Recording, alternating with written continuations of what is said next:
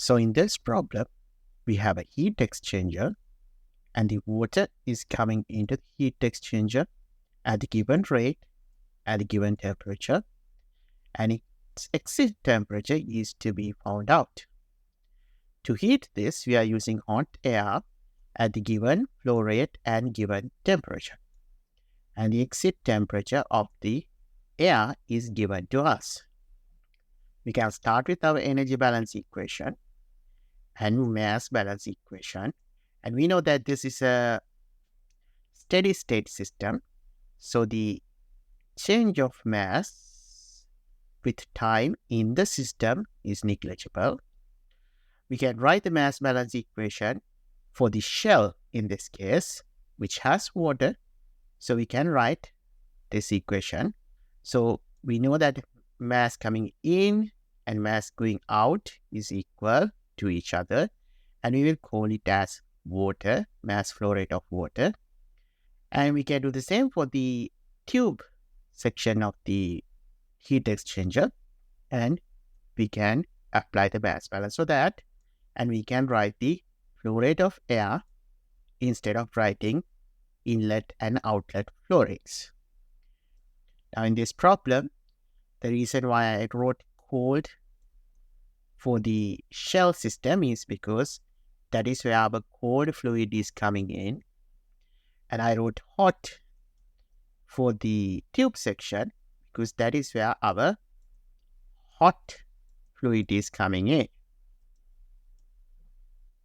Since there is no W into the system, and because we know that there is a heat loss of the given nature going out of the system, we can simplify the energy balance equation as such. Note that we are neglecting kinetic energy changes and potential energy changes because these are negligible when we compare with the other energy changes. And also, the right-hand side of the energy balance equation is going to be 0 because we are assuming steady state. So the only terms that is left are Q, masses in and masses out. For all of our other devices, we only had one mass flow in and one mass flow out.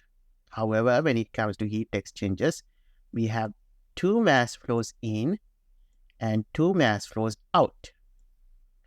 So that is why our energy balance have those two mass flows in and two mass flows out. We can further simplify our energy balance equation, or in other words, we can take the mass term out of the bracket, and then we have to find the enthalpy changes.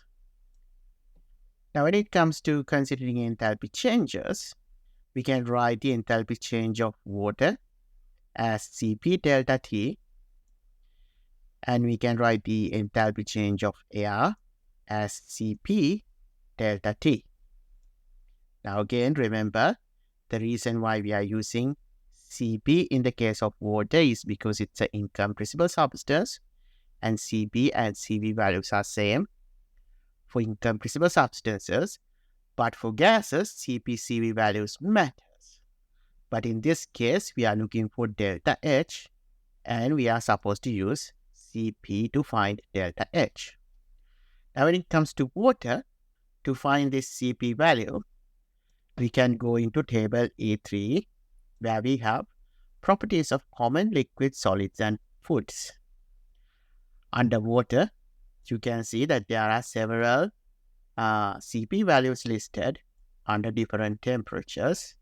In this case, we are going to assume that the temperature change is not too drastic from 15 degrees Celsius, and the average temperature would remain around room temperature or 25 degrees Celsius.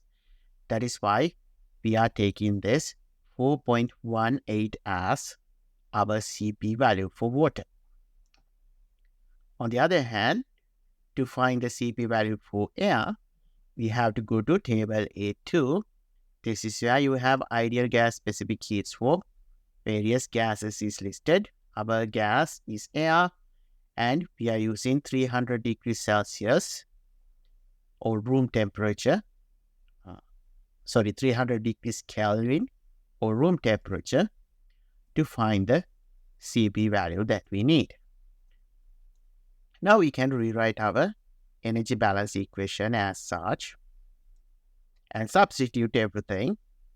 And the only thing that is not known is our answer. And we can solve for that. And it becomes 39 degrees Celsius. Now previously, when we are looking for our Cp value for water, we assumed that the average temperature of water would remain somewhere around 25 degrees Celsius. Now, given our answer, we can validate that our assumption. The average temperature is close to room temperature or 25 degrees Celsius.